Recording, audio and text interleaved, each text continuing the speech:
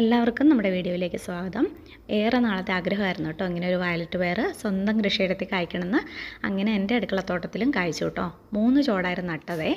അതിൽ ഒരു ചോട് പോയി. ഇത് കായ്ക്കൊന്നും ഒട്ടും വിചാരിച്ചില്ല കേട്ടോ. കാരണം എന്താണെന്ന് വെച്ചാൽ ഒരു ഉഷാറില്ല ഈ പയറിന്. സാധാരണ നമ്മുടെ പയറിൻ്റെ വള്ളി പോലെ ഒരു കരുത്തില്ല. പക്ഷേ കായ്ക്കുമ്പോൾ നന്നായിട്ട് കായ്ക്കുന്നുണ്ട്. ഇതിന് മുന്നേ ഞാൻ ഒരു കറിക്ക് പറിച്ചായിരുന്നേ.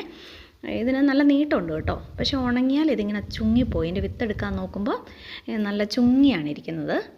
പയർമണിക്ക് വലിയ വലിപ്പമില്ല. എങ്കിലും നമുക്ക് വിഷമില്ലാത്ത പച്ചക്കറി നമുക്ക് കഴിക്കാം. നമ്മളൊരു ദിവസം കുറച്ച് സമയം മാറ്റി വെച്ചാൽ മതി. അപ്പോൾ ഇതാണ് കേട്ടോ എനിക്കിന്ന് കിട്ടിയത്. അത്യാവശ്യം നീളമുണ്ട്, കുഴപ്പമില്ല. നന്നായിട്ട് മൂത്ത് പോകുന്നതിന് മുന്നേ നമ്മൾ കറി വെച്ചാൽ മതി. അപ്പോൾ അടുത്തൊരു വീഡിയോ ആയിട്ട് കാണുന്നത് വരെ ബൈ ബൈ.